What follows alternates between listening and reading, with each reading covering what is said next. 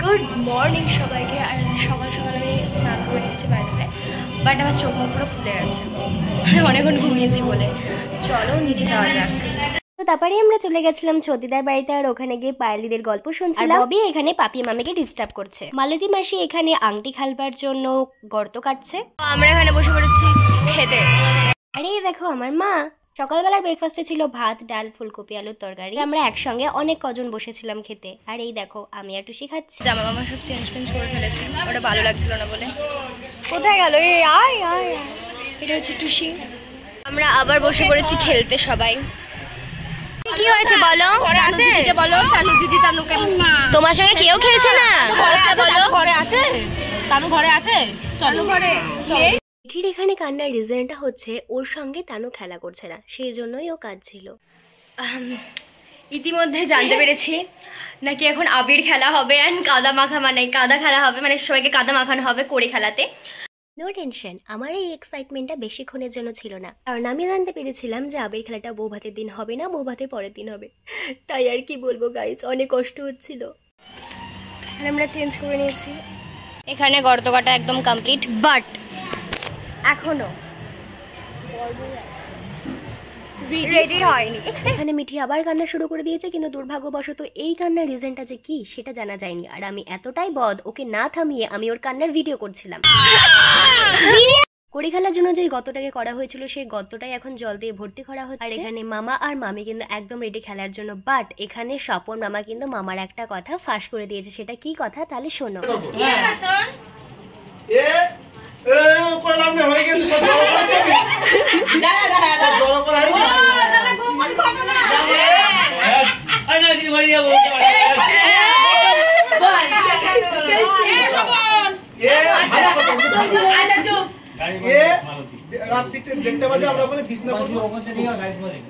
ও তখন তালুদের মামাকে বললো যে পাপনের ওখান থেকে 5 বালিশ নিচে নাই। আমি 5 বালিশ আনতে গিয়ে দেখি পাপনের এরকম ভাবে শুয়ে আছে, 5 বালিশ নেই। আমি হাসতে করে টেনে নিয়ে চলে আসলাম। দিয়ে প্রশান্ত তার পেছনে যখন লাগ দেখেছি, ও দেখি উঠে বসেছে। তখন প্রায় 1:30 বাজে।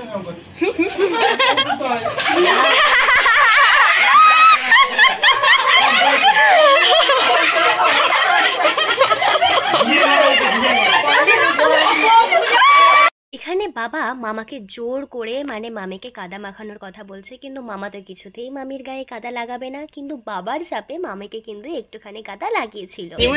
তুই আগে দে, ভালো করে তুই গেলে দে। খেলা হলো, এই আস্তে করে দিবি, ও তো যদি কিছু থাকে কেটে কেটে যাবে।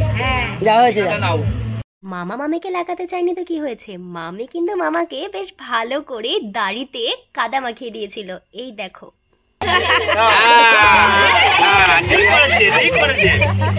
তারপরে স্টার্ট হলো আংটি খেলা, কিন্তু অনেকটা তো গর্ত হয়ে গেছিল, মানে খুঁজতে খুঁজতে না অনেকটা গর্ত হয়ে যাচ্ছিল নিচে, তো কিছুতেই খুঁজে পাওয়া যাচ্ছিল না। অনেকটা সময় লেগেছে এই কড়ি আর আংটি খুঁজতে। আর এই যে বাকি সবাই দর্শক ওপার থেকে দেখছিল, আর মামা আর মামির পাশে তো আমি আর টুসি বসেছিলাম। দর্শকের মধ্যে কিন্তু মিঠি আর তানু ছিল। আর এখন আংটি খোঁজার পালা কিন্তু মামি তো অনেক খোঁজার চেষ্টা করছে, কিন্তু কিছুতেই পাচ্ছে না। আসলে বললাম না, ওই রকম মানে মাটিটাকে হাতড়াতে না মাটির গর্তটা না অনেকটা বড় হয়ে গেছিল।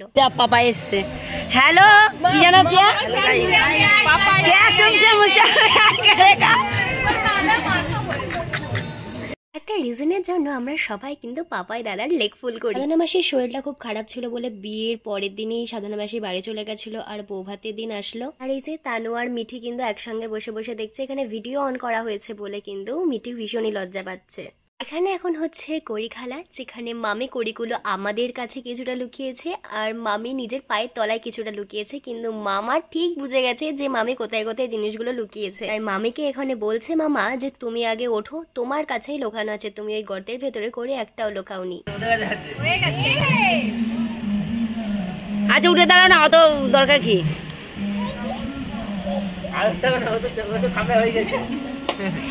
কড়ি খেলা কমপ্লিট হয়ে যাওয়ার পরে নিয়ম ছিল যে মামা মামির পিঠে স্বস্তিক চিহ্নটা এঁকে দেবে। মামার স্বস্তিক চিহ্নটা একদমই ভালো হয়নি, মানে আঁকাটা ভুল হয়েছিল। এই দেখো স্বস্তিক চিহ্নটা, বাট মামির স্বস্তিক চিহ্নটা কিন্তু খুবই সুন্দর হয়েছিল। এই দেখো স্বস্তিক চিহ্নটা। এবারে মামা আর মামির মাথায় মালতী মাসি একটু তেল ঢেলে দিল, আবার তারপরে মাথায় জলও ঢেলে দিল। তারপরে নিয়ম ছিল যে যেই গর্তটা কাটা হয়েছে মামা মামিকে কোলে করে নিয়ে ওই গর্তটাকে পার করবে। এসব কিছু হতে হতে না গাইস আমার আর টুসির ভীষণ খিদে পেয়ে গেছিল, সেই জন্য কে খেয়েছে না খেয়েছে আমরা সেসব কিচ্ছু দেখিনি, আমরা বসে পড়েছিলাম খেতে। লাঞ্চে কিন্তু মাছও ছিল, যেটা কিন্তু আমাদের ফেভারিট। খেয়ে দিয়ে এসে দেখি মামা মামিকে যে ভাত খাবারের থালাটা দেবে সেটা কিন্তু একদমই পুরো কমপ্লিট। আর মামা কি বললো সেটা তোমরা শুনে নাও।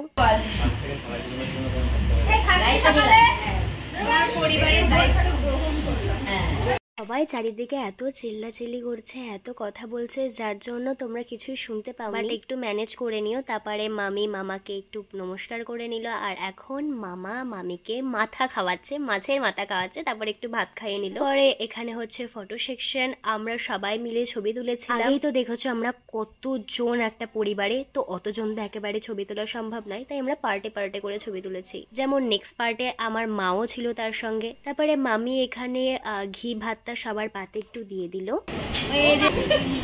না পাচ্ছি।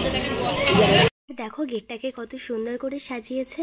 আর গুড্ডু গেছিল স্কুলে, তো ও স্কুল থেকে এখন চলেও এসেছে। আর ও কিন্তু সেন্ট মেরি স্কুলে পড়ে, তাই ওদের এক্সামটা একটু লেটে হবে। আমাদের ঘরে যেহেতু লাইটটার অনেকটা ডিস্টার্ব ছিল, তাই মোহন মামা মানে আর একটা মামার বাড়িতে গিয়ে মামিকে সাজানো হয়েছিল। মামিকে কেমন সাজালো আর আমরা কেমন সাজলাম সেটা কিন্তু আমি নেক্সট পার্টে দেখাবো। তো দেখা হচ্ছে অন্য একটা পার্টে। Bye bye.